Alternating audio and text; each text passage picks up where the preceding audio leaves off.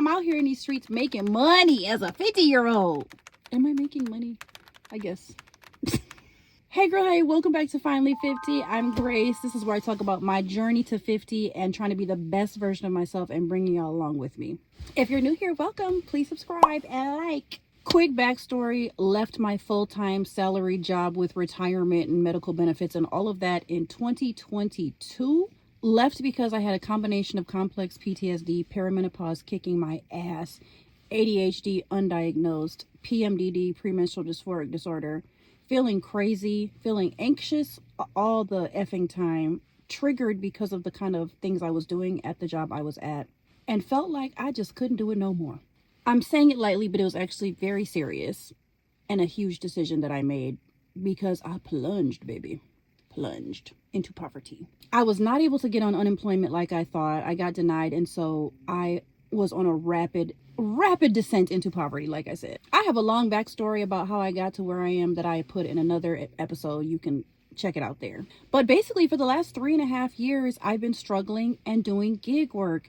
On top of all that, in the spring of 2023, I started a master's degree. So for the last 3 years, up until December 2025, I was living off of Grad Plus loans that was paying my rent. 4 months of rent in advance each semester, 4 months of car payments in advance each semester, and some of the major bills. And then to supplement, I got gig jobs. I use an app called Trusted Herd where you can do like these little fun event-based things. I used Uber and Uber Eats, DoorDash. What's the name of the shopping one? Not Instacart.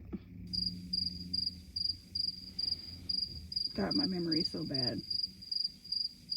Yeah, I was actually on this app, doing this app for 6 months, and the fact that I can't remember the name of it is insane.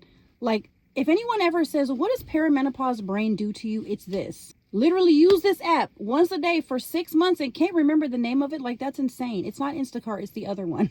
It's the grocery shopping app. So freaking embarrassing, man. Eventually, I picked up an app I love called Delivered. I've made by far the most money with Delivered. Delivered is now called Expedite, by the way. I also did one called Walmart Spark. I hated Walmart Spark. Hated it. They do not pay enough. Walmart Spark is out here robbing people, y'all. Robbing people. I mean, it's like if you are so desperate for money, do it because it'll help you. Like if you just need $20, go do it. But they will work you for that $20. I mean, they'll have you out there for 2 hours driving all over the whole state of Michigan for $20. It's insane. I also did social media. I grew my TikTok, and TikTok was making me for a little while, maybe $50 a month. You heard that right. Maybe $50 a month. I also have a different YouTube channel, and I was able to get a couple of brand deals for maybe $150 each. So I've never made more than $300 on YouTube per year. I also am a writer, so I did a little bit of freelance writing. But all of this has been really challenging because even though I'm almost 50, I'll be 50 this year, I still have 3 kids at home. Well, actually, my oldest child literally just went off to college. He's in his sophomore year. But my other 2, I have one in high school now and one in elementary school.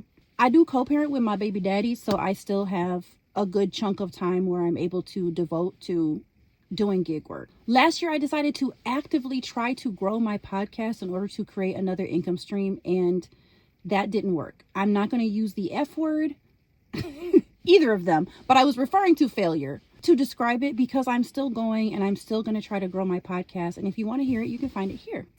I think if I can do that consistently, if I can get on my P's and Q's, then I could probably make that an income stream by just requesting a few sponsorships. I've just never done that. And I've also wanted it to grow a little bit more before I try to monetize it, essentially. I also started a digital products business last summer. I made 2 digital products and then I stopped marketing them altogether because I got in my head and I was like, I don't like it. I don't like what I did. It's really trash. And I just really let the voices win and I stopped.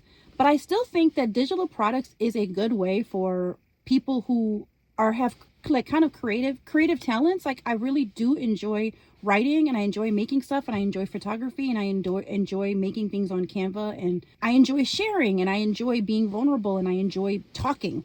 It makes sense that I do a digital product business for who I am, my personality. So I'm going to get back to that. I'm creating a signature journal called Out Here Trying to Survive Journal. It's going to be for women like me who have been through multiple traumas, who've been through divorce, maybe have been abused, or just in a really hard situation have dealt with domestic violence and are trying to heal. And that is a part of my story. And so that's what the journal is going to be about. All of the reflective questions that I and my therapist have asked me over the years.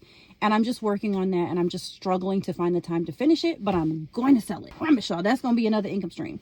Another thing I'm doing, I started a brand new YouTube channel that y'all are watching right here called Finally 50, about my journey towards turning 50 and trying to be the best version of myself that I could possibly ever be in the whole world. And I'm hoping that this becomes an income stream. I decided that I was going to do a very niche channel with very short videos that are lightly edited, and try to do one a day and just see what happens for 100 days. I gave myself 100 days, and I'm going to reevaluate after 100 days. I think today is day, I don't know, so I'll insert it here.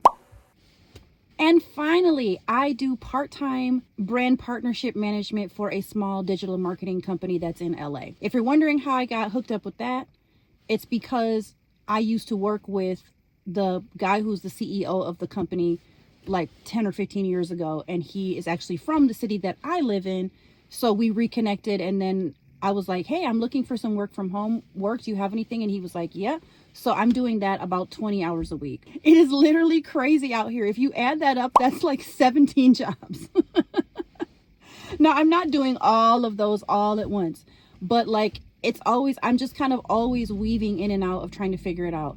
Like I said, I graduated with my master's degree in December 2025. And so I am fresh off of not receiving school loans for the first time in 3.5 years. And I'm currently plunging because that was my primary source of income. So for example, my rent is not paid right now for January. I have exactly 2 weeks or so to get it together so that I have enough to pay for January and February rent. Am I living by faith in a touch of delusion? Yes I am.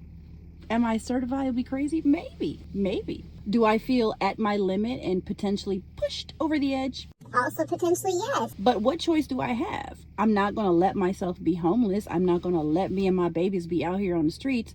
Also, like I said, my babies' daddies are involved in their life. So if I were to become evicted, my kids would just go live with their dads, which are literally my daughter and her dad are a mile that way. My sons and their dad are a mile that way. So we are all in the vicinity.